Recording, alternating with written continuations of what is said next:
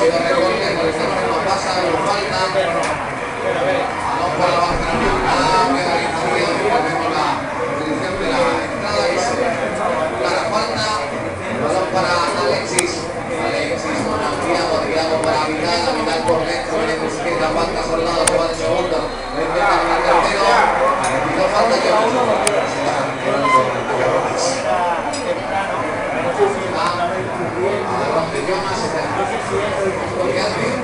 La pelota la mete bien Busquets por dentro, atención a ese pase para Thiago, ya va a venir este ataque, reacciona, va a llegar el robo, la pelota Messi, Thiago de nuevo recuperando, la pelota para Cuenca, da la vuelta, entrega de nuevo al pico del área, no estaba fuera de juego Cuenca, y tampoco Thiago tocó la pelota atrás, Puyol juega para Piqué, abre el balón atrás, Piqué para Mascherano, intenta ensanchar el campo, aprovechar el espacio el Barcelona, que aparezcan los huecos, pero de momento los cierra todos el Valencia.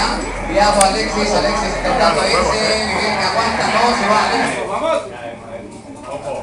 Se cuenta el pase de Alexis, lo fue bueno, se lo vuelve a una manera, la tiene la oportunidad, ha tocado para el Boca Venga.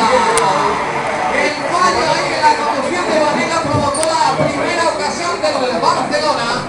Bueno, sí, la primera ocasión del Barça y incluso hasta el intento que está recordando el Barça.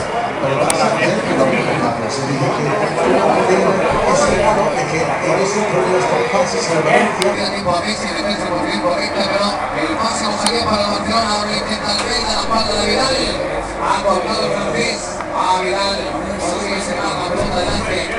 El fondo de Piatti. Juega la pelota de atrás a Busquets. La pelota sobre Mascherano. Mascherano que se viene arriba porque la línea de pase Piqué estaba cerrada. Ha tocado el balón a Mascherano de nuevo hacia atrás para Vidal. A Vidal para Thiago. Thiago contra Piqué. La primera la contra. Se le va a caer el Soldado. La pelota. Es el equipo de Soldado.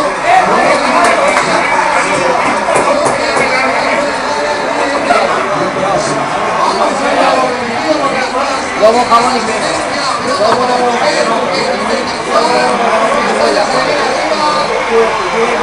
Presiona con mucho frío, pero puede ser que la tiene Thiago.